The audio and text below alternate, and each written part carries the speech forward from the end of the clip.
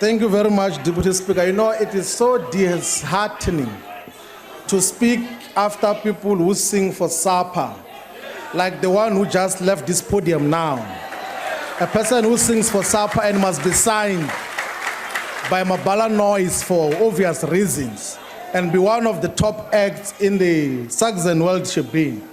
Now, the reason why Africa is referred to as a dark continent is because we have got post-colonial disasters, imposters, thugs, criminals who by coincidence, accident, or by design find themselves occupying the highest political office in their land. These include Obiang Basako of Equatorial Guinea, Paul Biya of Cameroon, Blaise Compaoré of Burkina Faso, General Sani Abacha of Nigeria, Jose Eduardo dos Santos of Angola, Idi Amin Dada of Uganda, Mobutu Sese Seko of a country named Zaire, and unfortunately, Mr. Jacob Zuma of a country is going to soon name Guptaland.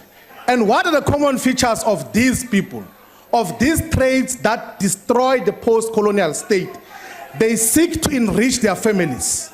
They seek to undermine the rule of law. They have no regard of the Constitution. They prosecute and persecute political opponents, including of the political parties that they come from. They fight in that particular format. And when everything else has failed, they kill, they assassinate their opponents. That is what we are faced with here in South Africa, of a political post-colonial disaster called Mr. Jacob Zuma. That is why we stand as the EFF to say that every opportunity that arises to get rid of such post-colonial disasters, we must act in unison. But we think that there's a tactical mistake, a tactical blunder in the manner in which the motion has been put forward. Because we believe that the liberation movement itself should have found it in its own conscience to act against a Mr. Jacob Zuma who has abdicated his responsibility as a leader of our country and gave it to a family. It's a matter of fact, it's a common cause that some of the ministers who serve in cabinet here were appointed on the instruction of the Gupta family. Mr. Zwane was appointed by the Guptas. They worked with him in the Free State. That is why immediately after appointment, he went with them to negotiate a deal in Switzerland. Mr. Van Rooyen was appointed by the Gupta family. That is why they took him through a corruption induction for 7 days and 7 nights prior to his appointment. That is what we're dealing with. And then you stand here and say that we must still defend a president who has been found by the Constitutional Court to have failed to uphold, defend, and protect the Constitution. What are we dealing with here? We're calling upon you, get your own platforms. You might win the vote today because you must vote according to what Gwede Mantashe has said. But create your own platforms to remove the post-colonial disaster that is facing South Africa. Because before you know it, he would have captured everything. After he has dealt with everyone else, he's going to arrest you. He's going to arrest all of you. He's going to lock you up. He's going to kill you. That is the reality of the situation, because he knows that he has got nothing to lose now. He knows that if he doesn't have control of political power, he's going to be going to prison. On a point of order, Honorable, we're going to bring Jacob Zuma down. Whether it's through political action or through this process, Jacob Zuma is going to fall. Thank you very much. Members, therefore, the unparliamentary reference that Honorable Shivambo referred to are incorrect and therefore falls foul of the rules, and we suggest that he withdraws them. Honorable Shivambo.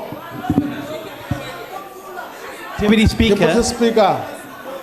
Let me assure you I have invited Honorable Shivambo. Take your seat. Let him respond. Let me assure you that I'm not going to withdraw truth here. It's not going to happen. Yes. It's never going to happen. I'm not going to withdraw the truth that the Gupta family working with Jacob Zuma have appointed Zwane and have appointed Van Rooyen. It's a matter of fact. I can't withdraw that particular reality. Yeah. And it's a reality that we are living under a growing dictatorship of Jacob Zuma. It's a fact. who's seeking to enrich himself and his family.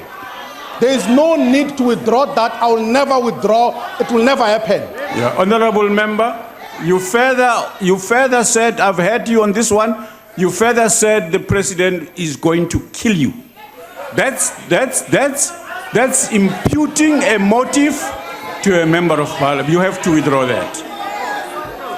I repeat that all dictators, after they steal government money and then enrich their families, and they fight against their opponents, their last option is to kill their opponents. As a matter of fact, that is where it is going. What kind of a president charges their own ministers through wrong procedures? Because that is where it's Honorable going. member. Jacob Zuma is going to kill you. Honorable member. All of you who are thinking that you are on his side now, you are going to vote for him today, but in the future he's going to kill all of you. Honorable member, you are repeating this despite a request from the presiding officer not Chair. to do so. Chair. I regard this as a serious Deputy Speaker. violation, and that I'm going to refer this on a point of for order. appropriate dealing with in the House. On a point of Yes. order. What's your point of order, honorable member?